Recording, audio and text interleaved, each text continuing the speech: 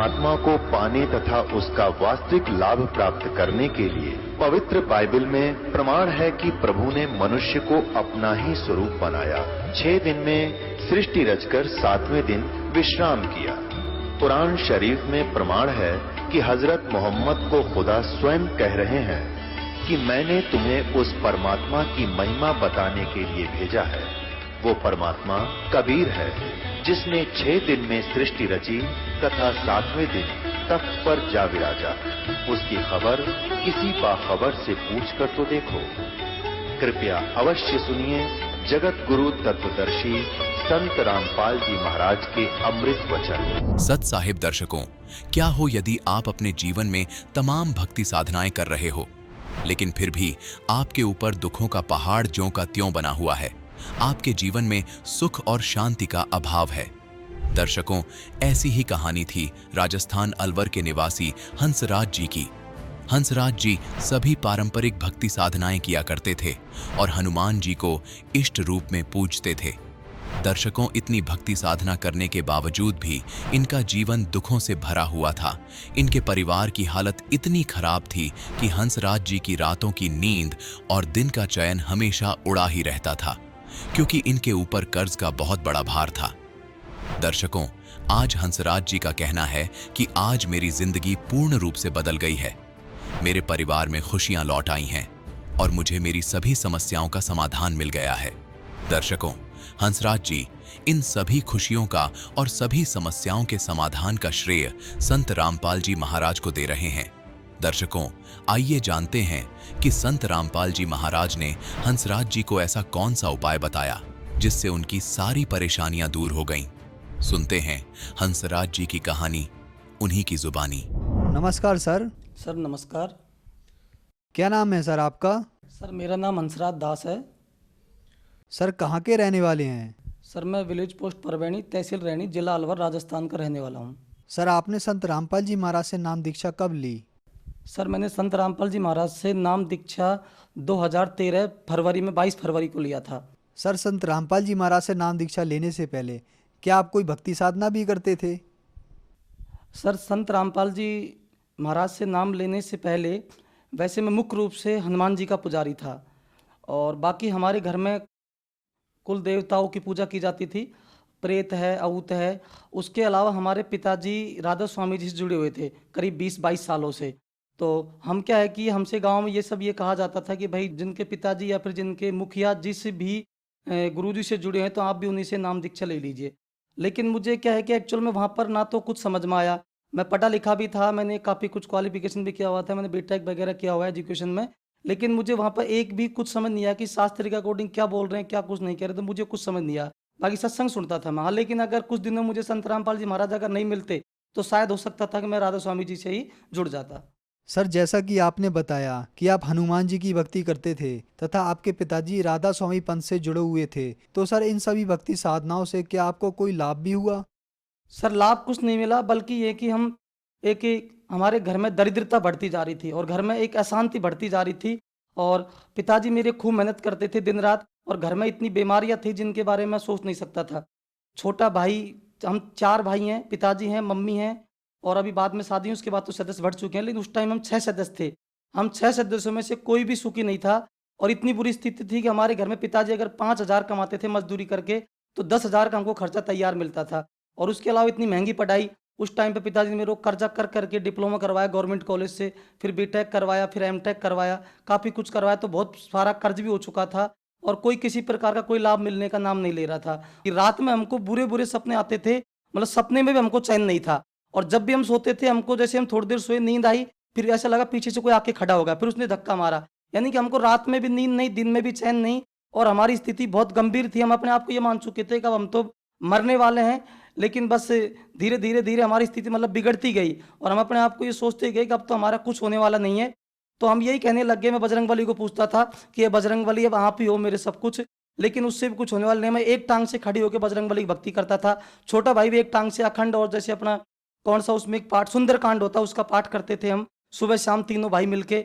और पिताजी भी अपनी अपनी भक्तियां करते थे, दुनिया भर के आने टोट के जो भी थे सारे करते थे। हमसे हमको कोई भी लाभ नहीं मिला और हमारी आर्थिक स्थिति इतनी बिगड़ चुकी थी कि हमने गांव में ऐसा कोई कैंडिडेट नहीं छोड़ा जिससे हमने कर्ज नहीं लिया। 10,000, 5,000, 15,000, 20,000, और हर आदमी की सोच में ये हो गया था कि ये इंसान बहुत गंदा है, किसी को कर्ज भी वापस नहीं लौटाता और ये बहुत बेकार आदमी है। लेकिन वो स्थिति हमें पता थी कि हमारे साथ में कितनी बुरी हो रही थी। उसके बारे में बस या तो हम जानते थे या हमारे पिताजी जानते थे। मैं इतना पढ़ा लिखा था, कहीं भी एग्जाम देने जाता, जैसे ही पेपर में एंट्री करता तो वहां पर जाते मेरे सिर में बहुत भयंकर रूप से दर्द होने लग जाता और ऐसे लगता जैसे बिल्कुल पागल हो गया। और कहीं भी मैं जॉब करता तो जॉब के ड्यूरेशन में भी ये हुआ करता था, किसी भी आदमी से मैं झगड़ा करता, उसको गाली गलौज करता बिना किसी मतलब के, मतलब 24 घंटे भूत सवार रहता था, कहीं भी किसी झगड़ मरता, मतलब किसी भी मैंने जॉब को सही शांति पूरी तरीके से नहीं किए।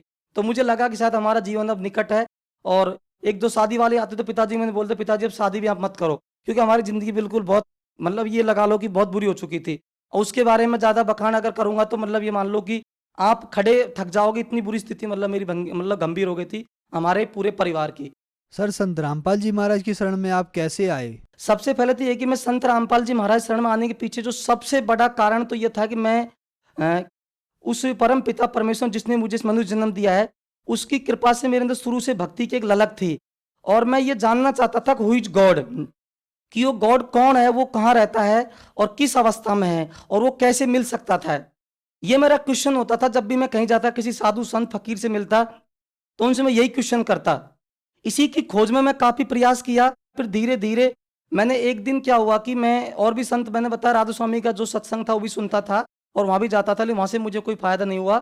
तो मैंने एक दिन सन 2008 में मैंने परमात्मा के सत्संग, अपने संत रामपाल जी महाराज के सत्संग आते थे और वो सुबह भी आते थे करीब 2-2 घंटे, तो उस पर वो सत्संग आ रहा था तो मैं उस सत्संग को सुनता था। और वहां पर ज्यादातर वो क्या करते थे कि जो राधा स्वामी भी, जो डेरा जो बाबा जयमाल जो भी उनका है, उनके बारे में पूरी डिटेल बता रहे थे कि ये कहाँ से इसका निकास हुआ है, कहाँ से ये आया है।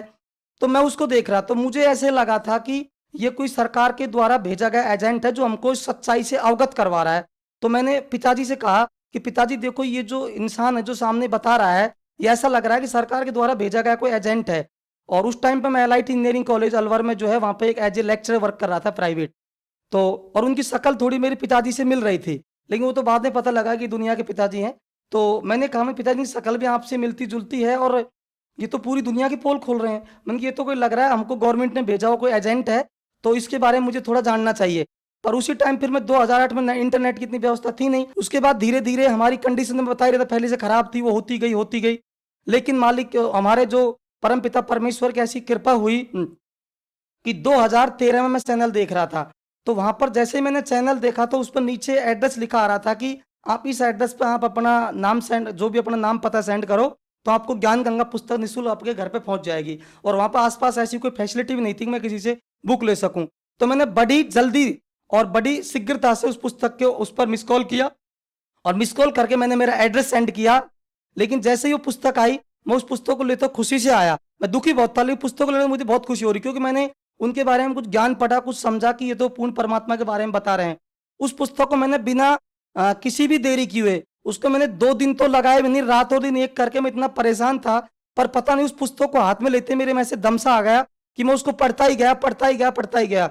और मैंने पूरा कंक्लूजन निकाल लिया कि वास्तव में हु इज गॉड। तो फिर मैं अपने आप में एक संतुष्ट हो गया कि अब मुझे चलना चाहिए, तो यही संत रामपाल जी महाराज के पास ही जाना चाहिए। मैं तुरंत दोनों भाइयों को मेरे साथ में लेके वहां पे चले गए। वहां जाते ही हमने वहां पे नाम उपदेश लिया, हमने कुछ नहीं सोचा। सर, संत रामपाल जी महाराज से नाम दीक्षा लेने के बाद आपको क्या क्या लाभ मिले? सबसे पहला लाभ तो ये कि जो हमारी स्थिति बिल्कुल पागलों जैसी थी, भूत प्रेतों की जो बहुत भयंकर स्थिति थी। छोटे भाई का इसको बीएड करने की, मतलब इसने बीएससी कर लिया था उस टाइम पे, तो इसका बीएड में एडमिशन करवाना था। इस भरने के लिए पैसे नहीं थे, तो हमने संत रामपाल जी महाराज से प्रार्थना करवाई। तो जैसे हमने प्रार्थना की उसके तुरंत बाद एक घर पे ही एक आदमी आया, उन्होंने बोला कि भैया आपको अगर पैसे की जरूरत है तो आप ले जाओ। तो पिताजी ने उनसे पैसे ले लिए और लेने के बाद में उनको पैसा, हमने इसकी फीस भर दी। उसके साथ सबसे बड़ी समस्या ये थी कि फीस भी भर दी। अब इसकी स्थिति भी गंभीर थी, क्योंकि उस टाइम हम भयंकर बीमार चल रहे थे। तो फिर भी हमको ऐसा लग रहा था कि शायद ये कॉलेज तो नहीं जा पाएगा। तो हमने वहाँ की प्रिंसिपल से बात की, देखो अभी इसकी स्थिति गंभीर है, कॉलेज नहीं आ पाएगा, आप इसको थोड़ा सा अभी इसको एब्सेंट मत करना, ये पेपर देने जरूर आ जाएगा, लेकिन अभी इसको आप थोड़ा सा व्यवस्था करके रखो। तो उन्होंने बोला नहीं मैं ऐसा नहीं कर सकता। तो मैंने कहा चलो ठीक है, आप फीस तो भरिए। तो मैंने फीस भरवाया, क्योंकि फीस का लास्ट डेट निकलने वाला था। उसके बाद फिर मैंने दोबारा से फिर संत रामपाल जी से प्रार्थना करवाई कि वहाँ पे ऐसे ऐसे कॉलेज में हो रहा है, उनको कॉलेज जाना, फीस भर चुकी है। उसके दूसरे दिन बाद ही देखा कि मेरा छोटा भाई बिल्कुल एकदम परफेक्ट होकर बस में जा रहा है और वहां पर आराम से स्कूल उसने पूरा कॉलेज ज्वाइन कर लिया। तो सबसे पहली बात थी कि कॉलेज उसने करने लग गया, हमारा टाइम वेस्टेज नहीं हुआ। और हमारी तीनों की स्थिति, तीनों भाइयों की, माता पिता की जो भी स्थिति थी, वो सारी बीमारी, सारी जो टेंशन थी वो सारी दूर हो गई और वो लगभग 1 महीने के अंदर सारी प्रॉब्लम सॉल्व हो गई थी। उसके बाद फिर दूसरी कंडीशन आती थी हमारी आर्थिक कंडीशन की, कि हमारा कर्जा हर गली में हुआ पड़ा था। तो हर गली में जो कर्जा था वो चुकने वाला कोई ऐसे तो था नहीं, क्योंकि हम में से किसी के पास रोजगार भी नहीं था। पिताजी मजदूर थे, छोटा भाई था उसने नाम लिया नहीं था, एक छोटा भाई था उसने वो शराब भी पीता था। बाकी अब हमसे कर्जा चुकने वाला था नहीं। अब वो कर्जा हमारा होता होता करीब 15 से 20 लाख का हो गया।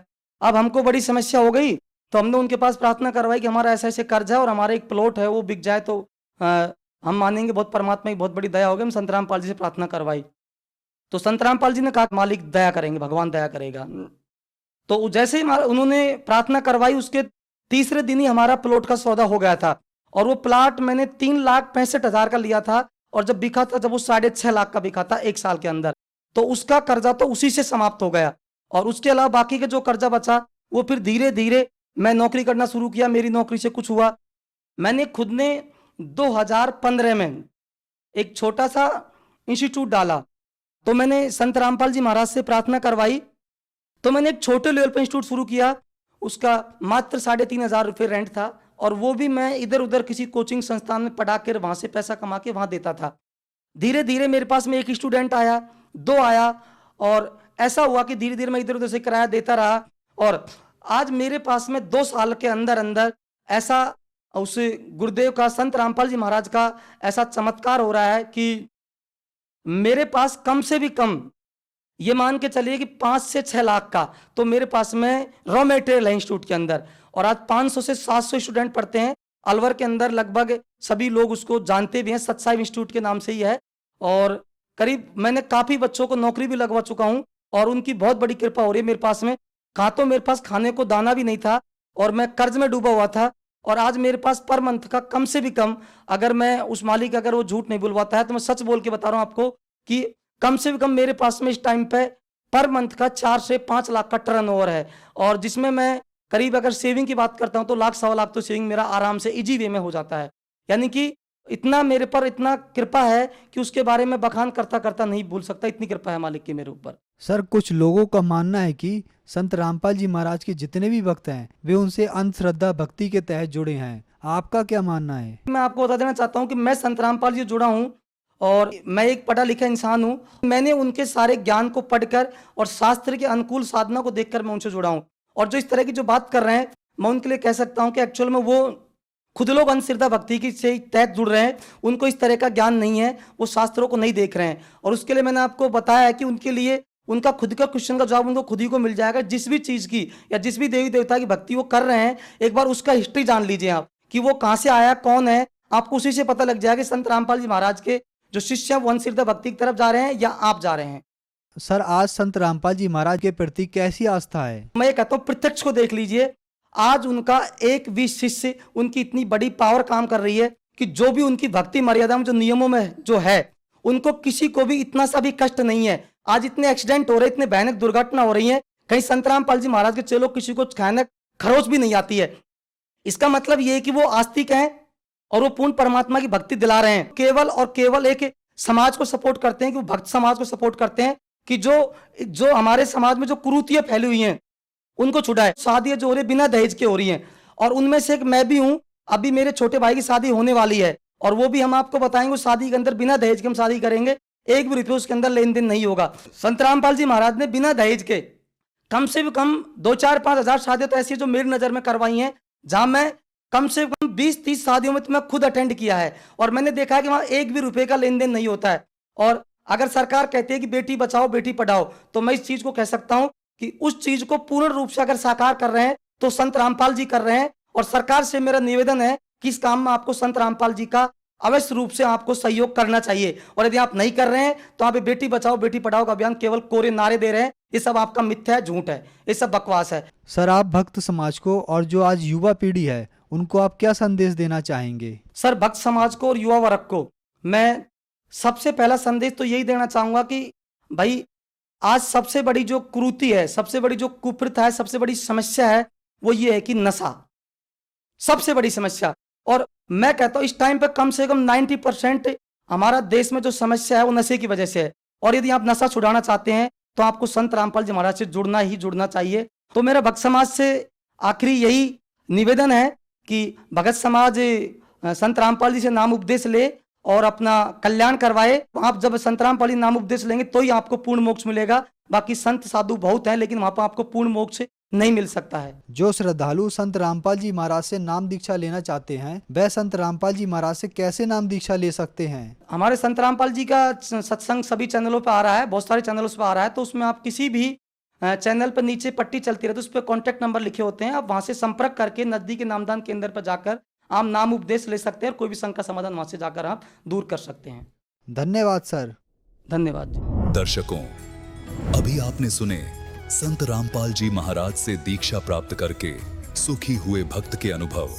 अब देखिए जगत गुरु तत्वदर्शी संत रामपाल जी महाराज के मंगल प्रवचन।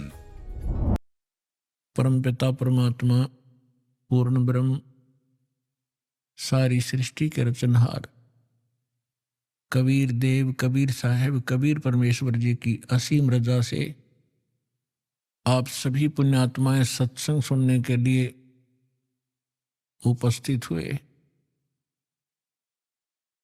धन्य है आपके माता पिता जिनसे जन्म हुआ। ऐसे समय में जिन पुण्यात्माओं को मानव शरीर प्राप्त है उनके पिछले पुण्य बहुत ज्यादा हैं, और वो पुण्यात्माएं मानव शरीर प्राप्त उनसे भी अधिक पुण्यकर्मी हैं जिनके अंदर परमात्मा की रुचि है, जो आस्तिक है, और उनसे भी गुड बेटर बेस्ट यानी बेस्ट पुण्यात्माएं वो हैं जो सतलोक आश्रम में पहुंच रहे हैं, दीक्षा प्राप्त कर रहे हैं, अपना अनमोल जीवन सफल कर रहे हैं। आप उन पुण्यात्माओं में से हैं जो तीसरे नंबर के वेरी वेरी गुड बेस्ट। तो आप बहुत ही बहुत ही बहुत ही पुण्यकर्मी प्राणी हैं। अभी तक आप बच्चे हो, कोई द्वितीय मंत्र प्राप्त है, कोई प्रथम मंत्र ही ग्रहण किए हुए हैं, कोई अभी ज्ञान ही सुन रहा है। आप तो बालक हो इस मार्ग में, ये दास मास्टर हो गया इस मार्ग का, परमात्मा से परिचित हुआ, अध्यात्म ज्ञान से कंप्लीटली परिचित हुआ। इस दास को मालूम है कि आप कितनी पुण्यात्माएं हैं जिसका कोई भी वर्णन या कोई पैमाना नहीं है जिसे नाप कर दिखा दूं। लेकिन अर्ज है इस दास की परमात्मा की इस रजा को आजीवन बनाए रखना। राम नाम रटते रहो जब तक घट में प्राणी, कभू तो दीन दयाल के है भनक पड़ेगी कान। तो आप जी ने परमात्मा का जो सत मंत्र, सच्चा नाम, सच्ची साधना और ये मूल ज्ञान आजीवन सुनते भी रहना है और सिमरन भी करते रहना है और मर्यादा में भी रहना है। परमात्मा कहते हैं औखद खावे और पत्थर है। वही स्वस्थ होते हैं जो औषधि भी ले और पच्छ यानी परहेज रखे। तो हमारी मर्यादाएं इस मार्ग की परहेज हैं और ये औषधि, ये मंत्र हैं, सब साधनाएं आपने आजीवन करना है। तो सत्संग में आने से प्राणी को ज्ञान होता है कि तू कौन है, और ये जन्म और मृत्यु जिसको आप असंख्य जन्मों से झेल रहे हो, इससे पीड़ित हो, इसका रीजन क्या है, कारण क्या है? जन्म होने से पहले का आपको ज्ञान नहीं, कहाँ थे, और ये थोड़ा सा जीवन है, इसका कोई पूरा ये भी नहीं है कि इतना फिक्स्ड है। हम अप्रोक्सीमेटली के 100 वर्ष तक वर्तमान में कलयुग में मनुष्य जीवित रह सकता है, 2-4 वर्ष आगे और पीछे। ये कोई बात नहीं हुई। यदि हम 80-90 वर्ष भी जीवित रहे और मृत्यु फिर भी हो गई, सारे जीवन में हमने जो संग्रह किया, जिस संतान और संपत्ति के लिए हम आजीवन अपना पूरा मानव शरीर लगा दिया, डिवोट कर दिया, और हमारे सामने परिवार भी मृत्यु को प्राप्त हो जाता है। हमारे सामने जो संपत्ति हमारे पास हमने सारा जीवन एकत्रित की, वो नष्ट हो जाती है। जैसे सन 2001 के अंदर 26 जनवरी भूकंप आया गुजरात के अंदर।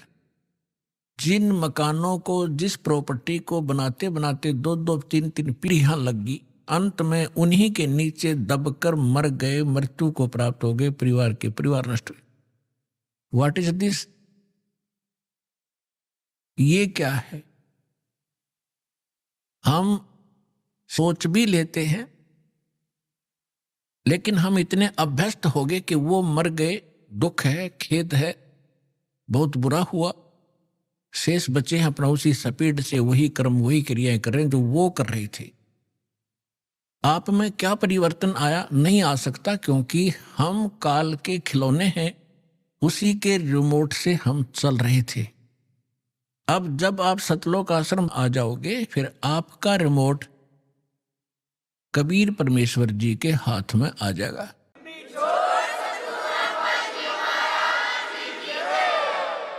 फिर उस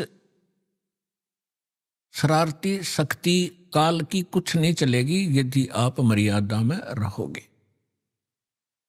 परमात्मा कहते हैं, जब लग हंसा हमारी आना, और काल लगे नी तेरा बाना। बाना माने बाण, तीर। तेरा अचानक, कहते पग पग पर ये तक तक मारे, काल अचानक बाणा। पग पग पर, तक तक के अचानक बाण तीर मार देता है, किसी को दुर्घटना से, किसी को किसी रोग से, किसी को हार्ट अटैक से, कहीं भूकंप से। इसने उद्मस तारणत में मतलब है, इसके रहम नहीं है, इसलिए इसने स्वयं भी स्वीकारा है गीता अध्याय नंबर 11 के श्लोक 32 में कि मैं काल हूं अर्जुन। अर्जुनों का मैं काल हूं, और फिर उसी को हम पूज रहे हैं। हमारे कर्म फूट गए, हमारी ज्ञान वाली आंखें खत्म हो चुकी थी। सतगुरु आए दया करी, ऐसे दीन दयाल, बंदी छोड़ वृत्तास कहा, जठर अग्नि प्रतिपाल। गरीबदास जी को जो परमात्मा मिले थे, वो उनके सतगुरु भी थे और स्वयं वो गॉड भी थे, सुप्रीम गॉड थे। इसलिए गरीबदास जी की वाणी को जब हम सतगुरु शब्द पढ़ें तो समझो परमेश्वर माने। तो यहां गरीबदास जी कहते हैं, परमेश्वर आए दया करी, खुद आए अपना वास्तविक ज्ञान बताने के लिए, और हमें इस जन्म मृत्यु का राज समझाने के लिए कि तुम क्यों जन्म रहे हो, क्यों मर रहे हो, ये क्या कारण है। जिस संतान को आप अपना मानते हो, 1 मिनट में मृत्यु हो जाती है, आप कहीं गधे बनकर घूम रहे होते हो और संतान वहीं दुख उठा रही होती है इस काल के लोग। तो आपकी कैसे हुई वो?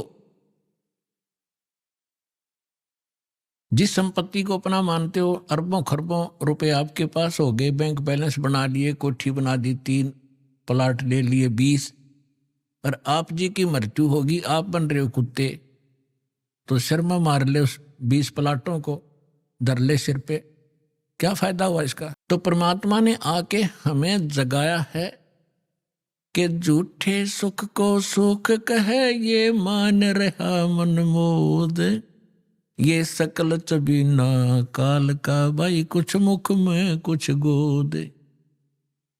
ये काया तेरी है नहीं, ये माया कहाँ से हो, चरण कमल में ध्यान रखो, इन दोनों को खो। जब ये बॉडी तेरी नहीं है, इसको भी छोड़ के त्याग के जाएगा, तो ए भले आदमी, इस संपत्ति को तू अपनी कैसे मान बैठा? ये बुद्धि कहां से लाया तू? तो पुण्यात्माओं, सत्संग सुनने से आत्मा में एक प्रबल शक्ति आती है, एक जागृति आती है। इसको एक विशेष प्रेरणा होती है कि सचमुच ये क्या कर रहे हैं हम। ठीक है, कुछ हमारी मजबूरियां हैं क्योंकि हम विवश हैं। अब इस व्यवस्था के कारण हम सब कुछ जान भी लें और फिर भी कोई दाल नहीं गलती हमारी, क्योंकि जब तक समर्थ शक्ति साथ नहीं होगी हम इस दलदल से निकल नहीं सकते। चाहे कोई दलदल में धंस गया, उसको मालूम पड़ गया, चाहे पहले नशे में गिर गया, नशा उतरने के बाद उसको पता भी चल गया कि मैं तो इतना दलदल में हूं और जितना हाथ पैर मारता हूं नीचे को जा रहा हूं, तो उस ज्ञान से भी कोई लाभ नहीं हुआ। उसको निकालने वाला बाहर चाहिए, दलदल से बाहर, और उसके बांध कर रस्सा घसीट के बाहर डाले। तो आप और हमारे साथ भगवान ऐसे करेंगे। पहले आपका नशा उतारेंगे कि तुम कहां बैठे हो, क्या कर रहे हो सारा जीवन, और उद्देश्य क्या था इस मनुष्य जीवन का। और फिर ये सतनाम का रस्सा आपका बांध देंगे काखा के नीचे, और फिर घसीटेंगे आपको, इसे बाहर निकालेंगे धीरे धीरे। ऐसे निकालना पड़ेगा कहीं आपको दुख भी ना हो, और सतलोक जाकर बैठा देंगे आपको। तो वहां जाने के बाद पता चलेगा सचमुच हम सतलोक आ गए। ऐसी दया बख्शेंगे आपके ऊपर यदि आप ऐसे भक्ति करते रहे।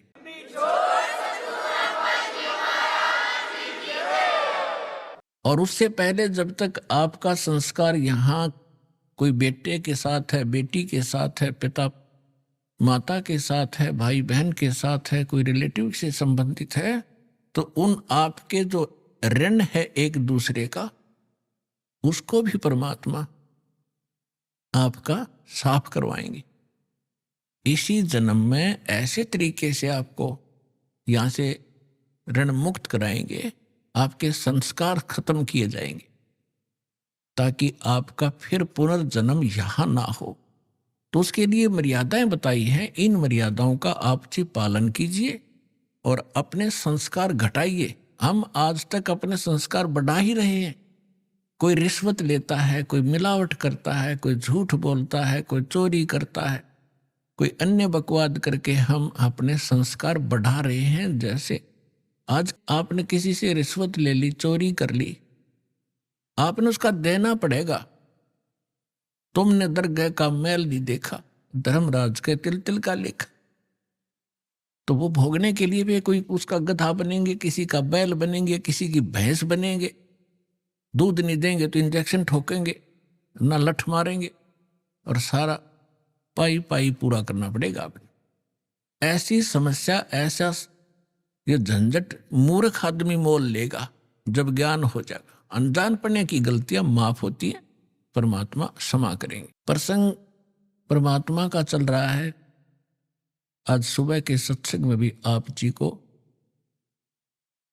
यही ज्ञान सुनाया गया था कि परमात्मा, सबसे पहले हमने भगवान को पहचानना पड़ेगा, और भगवान के पहचानने के लिए हमने कुछ आधार बनाना पड़ेगा। आधार दो दास ने बताए हैं कि एक तो थ्योरी, एक प्रैक्टिकल। अपना प्रैक्टिकल ना हो तो किसी और ने कर रखा हो और हमने भी वैसे ही करना है, तो जो उसका रिजल्ट थ्योरी से मिल रहा है तो आपका भी मिलेगा। आप ऐसे करो। हमारा जो सिलेबस है, जो हमारा थ्योरी है, वो हमारे सदग्रंथ हैं सभी पवित्र धर्मों की। पवित्र चारों वेद, पवित्र श्रीमद् भगवत गीता, पवित्र 18 पुराण, पवित्र श्री गुरु ग्रंथ साहिब, पवित्र कुरान शरीफ, पवित्र बाइबल। पवित्र बाइबल जो है 3 पुस्तकों का संग्रह है। 3 पुस्तकों, जबूर, इंजिल, तौरात, कुरान इनसे अलग है। तो ये पवित्र जो सदग्रंथ हैं, ये हमारा आधार है भगवान को पहचानने और जानने का। तो इसी के आधार से और इससे हटकर जो विशेष ज्ञान है, जो स्वयं परमात्मा के द्वारा दिया गया है, प्रभु दत्त है, वो है सच्चिदानंद घनब्रह्म की वाणी, यानी कबीर वाणी। कबीर शब्दावली, कबीर सागर, कबीर बीजक, कबीर दोहावली, और उसके साथ साथ उन महापुरुषों के एफिडेविट रूप अमरवाणी, जिनको परमात्मा मिले, जिन्होंने अपना प्रैक्टिकल उसमें लिखा, अनुभव लिखा है। आदरणीय धर्मदास साहिब जी, आदरणीय मुलुकदास साहिब जी, आदरणीय नानक साहिब जी, आदरणीय दादू साहिब जी, आदरणीय गरीबदास साहिब जी, गांव छुरानी, जिला जज्जर, हरियाणा वाले, आदरणीय गीसा दास साहिब जी, गांव खेखड़ा, जिला बागपत, उत्तर प्रदेश वाले, इन महापुरुषों के अमर ग्रंथ हमारे पास विद्यमान है। इनकी अमर वाणी जो एफिडेविट रूप में है कि हमने भगवान देखा, भगवान ऐसा है, उसका ये नाम है, और वो यहाँ भी आता है और सतलोक में भी वही कंट्रोल करता है। तो उसके बाद हम आगे बढ़ेंगे, तभी हम भक्ति में सफल हो पाएंगे। तो पुण्यात्माओं, आज से 600 वर्ष पहले परमेश्वर आए थे, और परमात्मा चारों युग में आते, चारों युग में संत पुकारे, को के कहा हम हेल रे, हीरे माणिक मोती बरसे, ये जग चुगता डेल रे। चारों युग में परमात्मा कहते हम, मैं आया।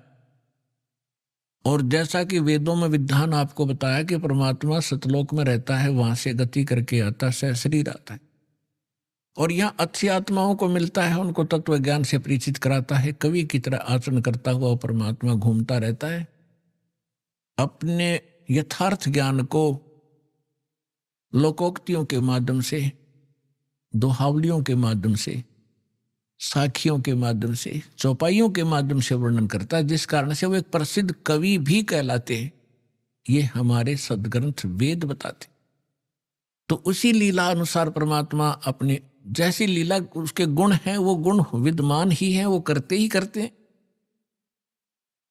तो बर्फ जो होती है, आइस, ये चाहे सर्दी में कहीं रखी हो, चाहे गर्मी में, उसका स्वभाव वैसा ही होगा।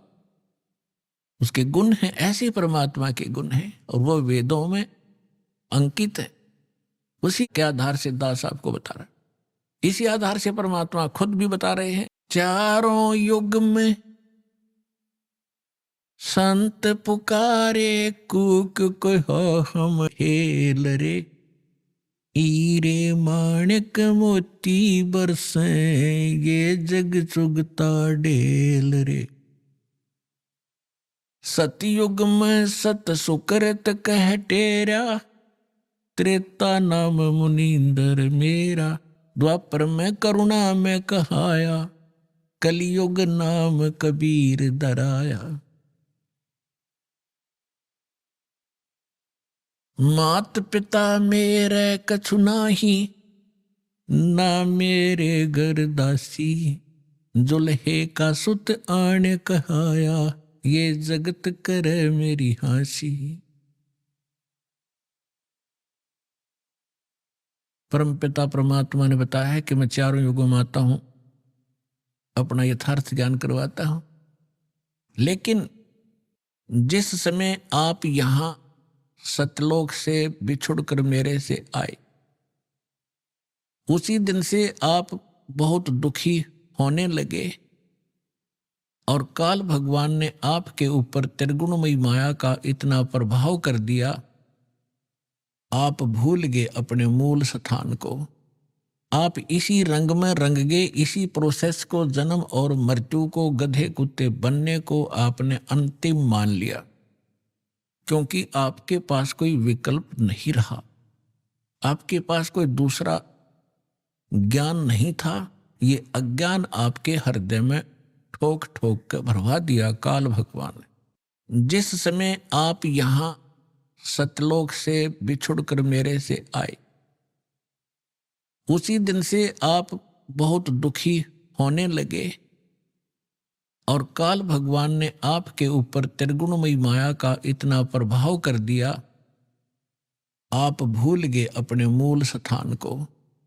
आप इसी रंग में रंग गए, इसी प्रोसेस को, जन्म और मृत्यु को, गधे कुत्ते बनने को आपने अंतिम मान लिया, क्योंकि आपके पास कोई विकल्प नहीं रहा, आपके पास कोई दूसरा ज्ञान नहीं था। ये अज्ञान आपके हृदय में ठोक ठोक कर भरवा दिया काल भगवान ने। अपने आत्माओं, अब 3 युगों के अंदर जीव पार कम होते हैं और चौथा युग जो कलयुग आता है, और उस कलयुग का भी ये प्राइम टाइम है। इसको बिचली पीढ़ी कहा है परमेश्वर ने। परमात्मा ने कलयुग को 3 चरणों में बांटा है। प्रथम चरण वो है जो परमेश्वर स्वयं आए थे, और ये बिचली पीढ़ी है, इसको दूसरा चरण है। और अंतिम जो लास्ट चरण है कलयुग का, तो इन तीनों को बांटा है परमात्मा ने, क्योंकि प्रथम चरण के अंदर ये जीव घने दुखी नहीं होते।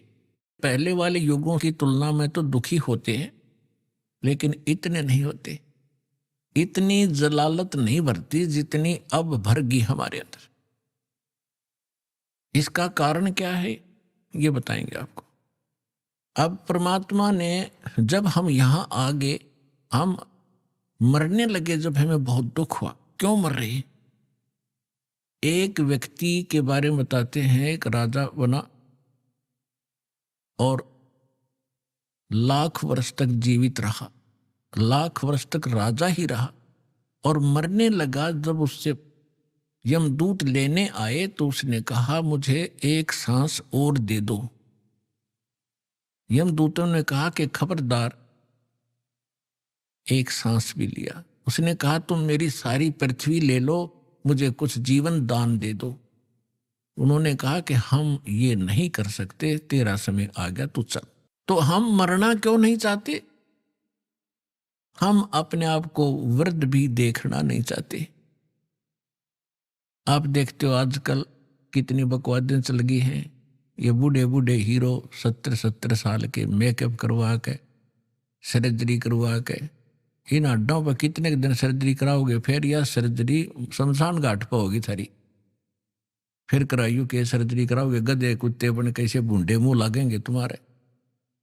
तो इस तरफ ना ध्यान जाता कि हम यहाँ कहाँ रह रहे हैं, क्या की सर्जरी करवा रहे हैं। तो हम न तो वृद्धावस्था पसंद करते, यह भी गलत है। अब देखो, बालकपन में ज्ञान नहीं, और जब जवानी होती है, जब बकवाद करवाता है काल सारी, समझ बनाती तरीके आगे बुरी भी बनेगी, कोई कह तो भी नहीं समझ में आती, क्योंकि तब तक हमारी बुद्धि काल प्रेरणा से प्रेरित रहती है। जब हम कबीर साहब की शरण में आ जाते हैं, फिर हमने सारा समझ में आता है हमारे साथ क्या बनने वाला है। फिर हम डरते हैं, जो विकल्प भगवान ने बताया वो करते हैं। जब हम वहां से आगे, हम बहुत दुखी हुए, रोने लगे, हाहाकार मची।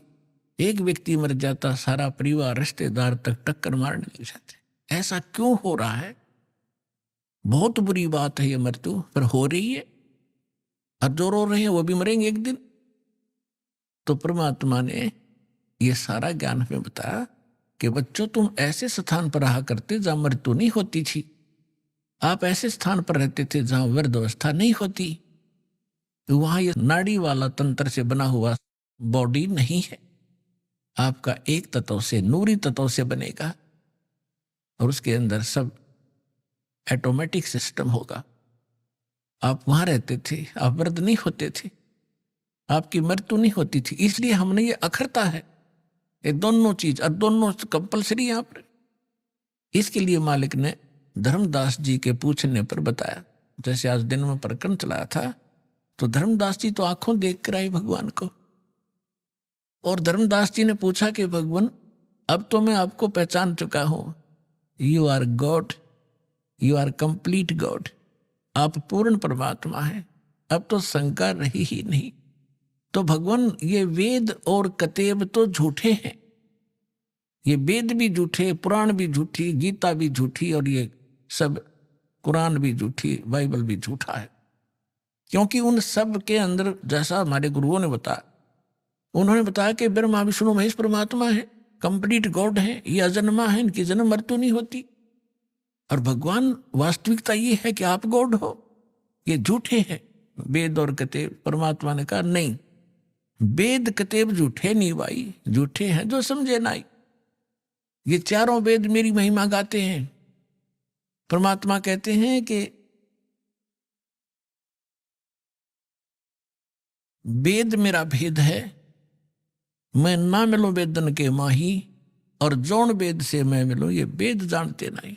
ये चारों वेद मेरी महिमा से परिपूर्ण हैं, लेकिन इन वेदों में वर्णित विधि से मेरे पाने की, सतलोक जाने की विधि नहीं है, वो मार्ग नहीं है, मंत्र नहीं है, जिस कारण से मैं इन वेदों में वर्णित विधि से मेरी प्राप्ति नहीं हो सकती।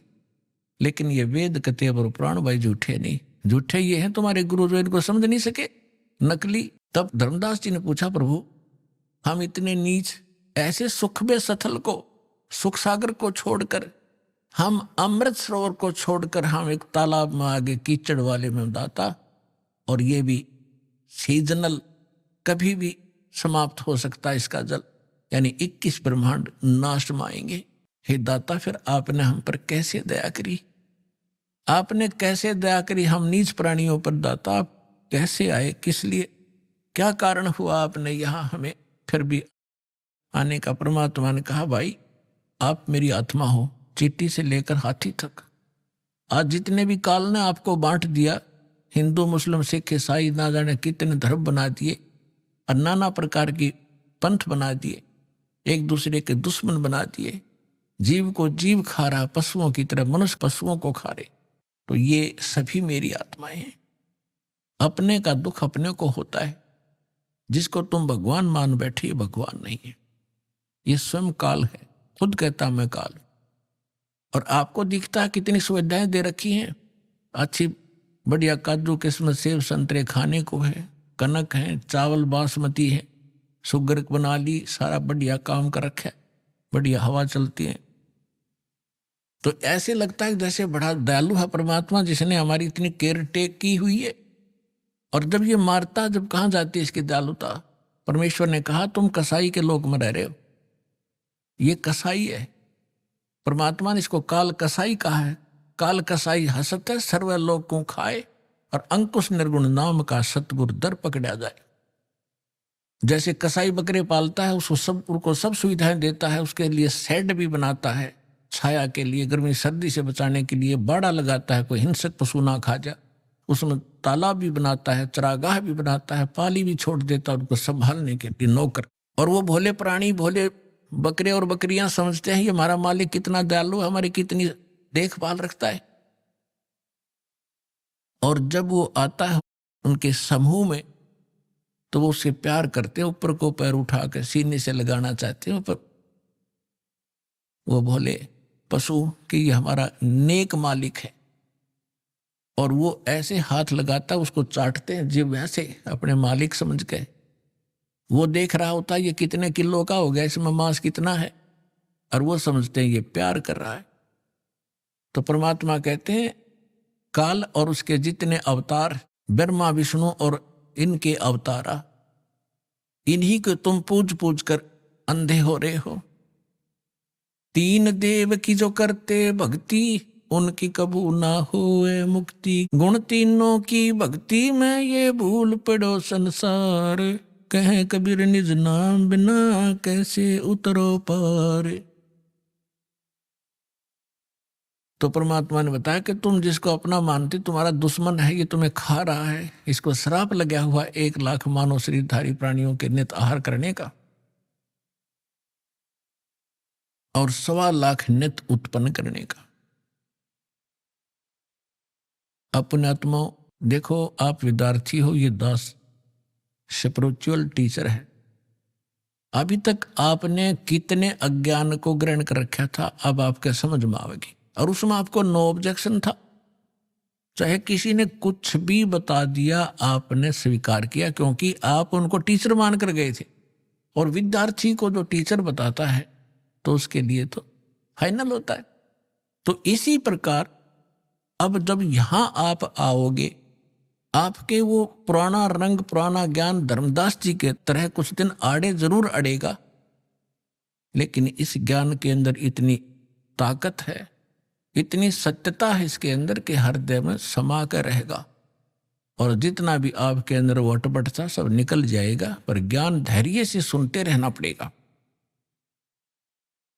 तो इसलिए दास जो ज्ञान देता है इसको सुनना, इस पे विशेष मंथन करने की आवश्यकता नहीं है, क्योंकि मंथन वहां किया जाता जहां हम स्वयं समाधान खोजने की चेष्टा करते हैं। यह सारी शंकाएं सत्संग से आपकी समाप्त हो जाएंगी। और ये समझकर सुनते रहना, अपनी अटपट ना करना, नहीं तो मार खा जाओगे धर्मदास की तरह। ध्यान से सुनते रहना, आपकी बुद्धि तक वो ना पहुंचते हैं कि ये ऐसे कैसे हो गया, छोड़ देना उसको। अभी आपने सुने संत रामपाल जी महाराज के मंगल प्रवचन। आइए अब सुनते हैं संत रामपाल जी महाराज से नाम दीक्षा लेकर सतभक्ति करके अद्भुत लाभ प्राप्त करने वाले अनुयायी के विचार। दर्शकों, मनुष्य अपने जीवन में सुख समृद्धि पाने के लिए अनेकों भक्ति साधनाएं करता है, और जब उन भक्ति साधनाओं से उसे कोई राहत नहीं मिलती तो वह दरवाजे खटखटाता है अनेक धर्म गुरुओं के। एक ऐसी ही कहानी है छत्तीसगढ़ के रहने वाले द्वारिका प्रसाद जी की। द्वारिका प्रसाद जी और उनका परिवार वर्षों से पारंपरिक पूजा साधनाएं किया करते थे, और जब इससे कोई राहत मिलती ना नजर आई तो इन्होंने सहारा लिया राधा स्वामी पंथ का। इन्होंने राधा स्वामी पंथ द्वारा बताई गई सभी भक्ति साधनाएं की, लेकिन फिर भी इन्हें कोई राहत नहीं मिली। इनके जीवन में परेशानियां खत्म होने का नाम ही नहीं ले रही थीं। लेकिन जब से द्वारिका प्रसाद जी ने संत रामपाल जी महाराज से नाम दीक्षा ली है, तभी से इनका जीवन पूर्ण रूप से बदल गया है। इनका कहना है कि संत रामपाल जी महाराज के रूप में मुझे पूर्ण परमात्मा मिल गए। दर्शकों, चलिए जानते हैं कि आखिर द्वारिका प्रसाद जी ऐसा क्यों कह रहे हैं। सुनते हैं द्वारिका प्रसाद जी की कहानी, उन्हीं की जुबानी। नमस्कार सर। नमस्कार सर।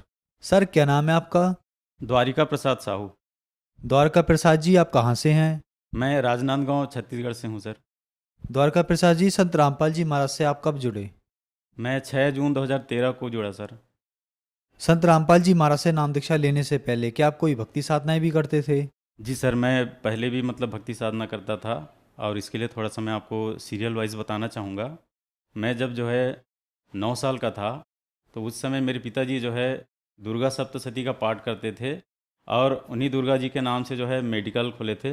मेडिकल का नाम दुर्गा मेडिकल था, और उसको 3-4 साल किए। उसके बाद में 1987 में गायत्री परिवार से जुड़ गए। तो गायत्री परिवार में से जुड़ गए तो उसी का संध्या को आरती चालीसा वगैरह सब चलता था, मंत्र चलता था, गायत्री मंत्र और साथ साथ सारे परिवार हमारे भाई बहन सब उसी के अनुसार करते थे।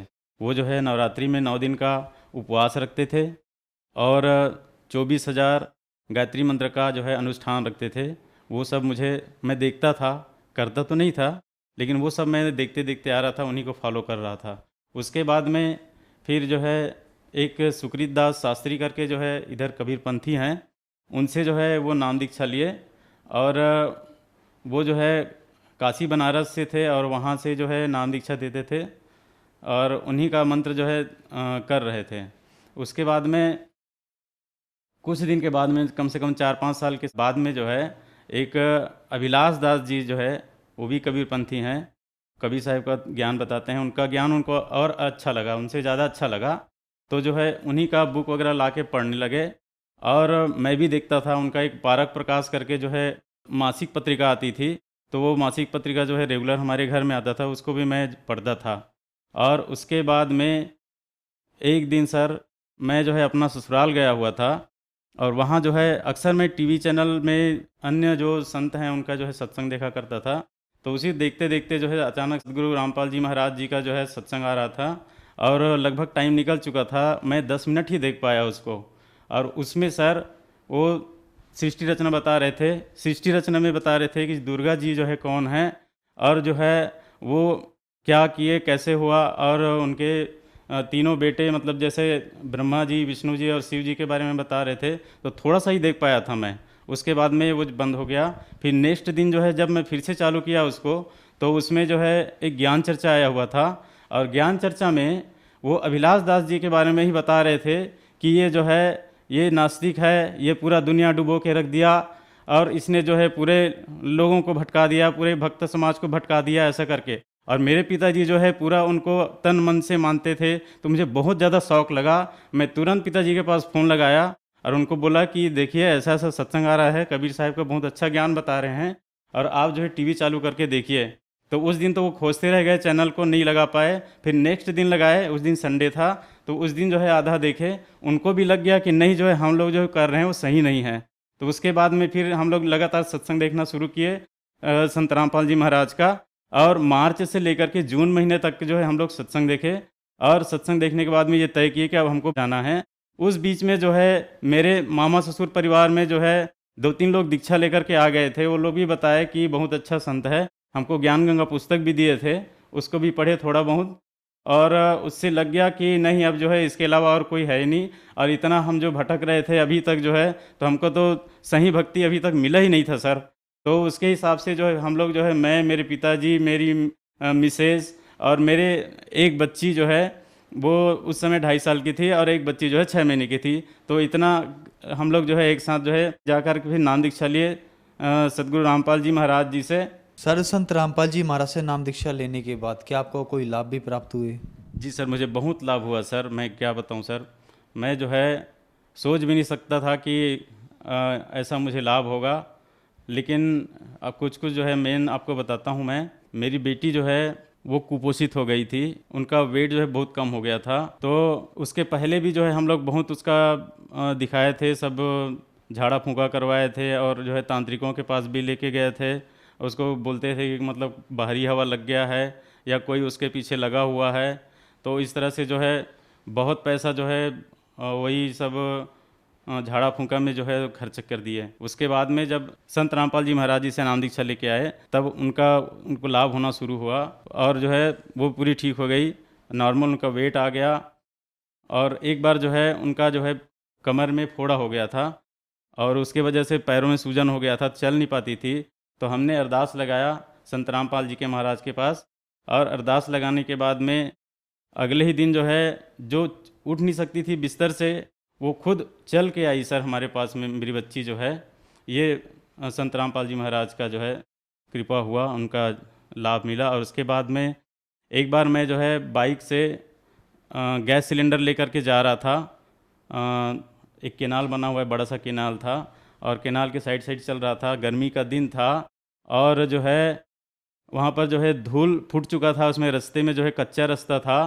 तो अचानक मेरा गाड़ी स्लिप कर गया। तो मैं जो है रास्ते से ऐसा स्लिप होके एकदम से केनाल के उसमें चला गया किनारे में, और लगभग 20 फीट गड्ढा वो केनाल था, और गाड़ी ऐसे रुक गया सर जैसे किसी ने उसको पकड़ के खड़ा कर दिया हो। और मैं तो जो है सोच में पड़ गया कि मैं बिल्कुल आज तो मेरा जो है आखिरी था, अगर मैं गिर जाता नीचे केनाल में तो गाड़ी सहित में चला जाता मैं। तो ये संत रामपाल जी महाराज का ही कृपा है कि मैं उस समय जो है वहाँ पर बच गया मैं। उसके बाद में सर मेरा जो थोड़ा डिप्रेशन आ गया था, कुछ जो है मैं ऐसा काम कर रहा था, फील्ड वर्क कर रहा था चिटफंड कंपनियों में। तो जो है लोगों का जो है प्रेशर पड़ता था, लोग मुझे पैसे के लिए बार बार जो है परेशान करते थे। तो उस समय मैं डिप्रेशन में आ गया था, मुझे शुगर और बीपी भी हो गया था सर। और उसके वजह से जो है मेरा याददाश्त पूरा चला गया था। मैं तुरंत जो है उसी समय भूल जाता था कि मेरे साथ किसने क्या बात किया।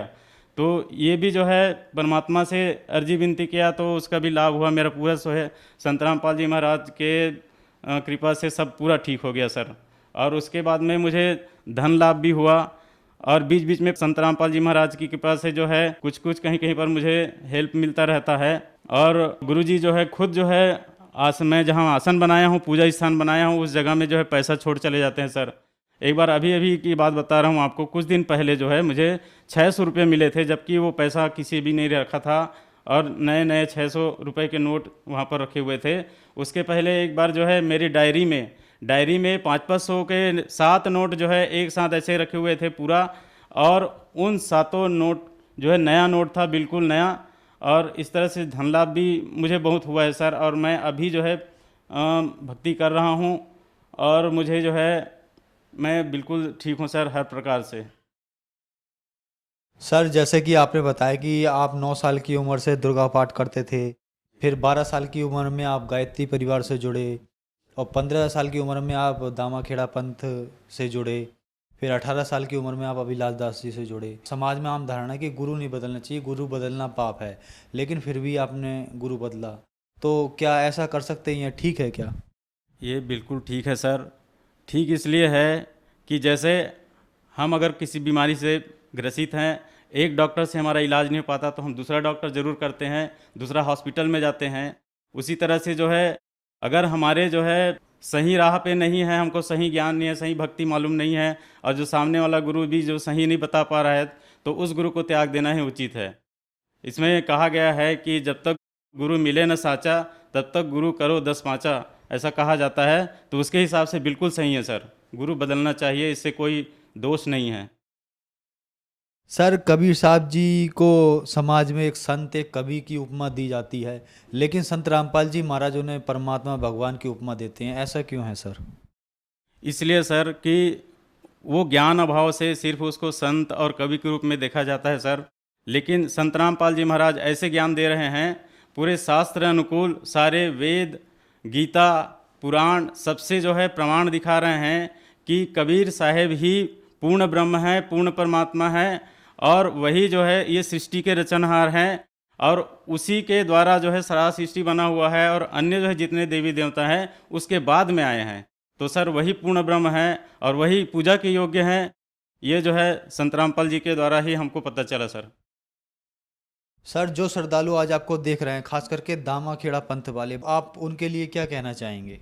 उनके लिए मैं यही कहना चाहूँगा सर कि आप जो ज्ञान ले करके चल रहे हो दामाखेड़ा पंथ से, उस ज्ञान को सही में सदग्रंथों से मिलाइए, और संत रामपाल जी महाराज जो ज्ञान बता रहे हैं उससे मिलाइए, और देखिए कि सही में जो है क्या है, सच्चाई है, और उस सच्चाई के अनुसार जो है अपना जो है एक दिशा निर्धारित कीजिए, और उसके हिसाब से आप जो है अपना सही भक्ति प्राप्त करके जो है भक्ति करिए, तभी जो है सफल है।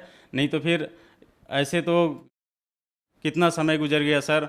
दामाखेड़ा पंथ जो है जहाँ से शुरू हुआ है, जहाँ तक मुझे जानकारी है, संत रामपाल जी महाराज के द्वारा ही मुझे पता चला है कि जो है धनी धर्मदास साहेब के द्वारा ही ये पंथ चला हुआ है उनका। और जो ज्ञान और भक्ति उस समय चल रहा था वो धीरे धीरे आज के समय में जो है पूरा जो है वो ख़त्म हो चुका है, और वो खाली जो है एक टाइम पास हो रहा है, उसमें लाभ कुछ भी नहीं है सर। सारे जो है कबीर साहिब के विरुद्ध ज्ञान दे रहे हैं, और सिर्फ अपना जो है रोजी रोटी अपना दुकान चला रहे हैं सर, और कुछ भी नहीं है उसमें। सर संत रामपाल जी महाराज से नाम दीक्षा कैसे ली जा सकती है? संत रामपाल जी महाराज से नाम दीक्षा ऐसे ली जा सकती है, बहुत सारे टीवी चैनलों पर जो है सत्संग आ रहा है, उन सत्संगों में नीचे एक पीली पट्टी चलती है, पीली पट्टी में जो है आश्रम का नंबर दिया हुआ रहता है। उस नंबर पे आप फ़ोन लगा के अपने नज़दीकी नामदान केंद्र पता कर सकते हैं, और वहाँ पर जो है संत रामपाल जी महाराज जी से नाम दीक्षा ले सकते हैं। धन्यवाद सर। सत साहेब।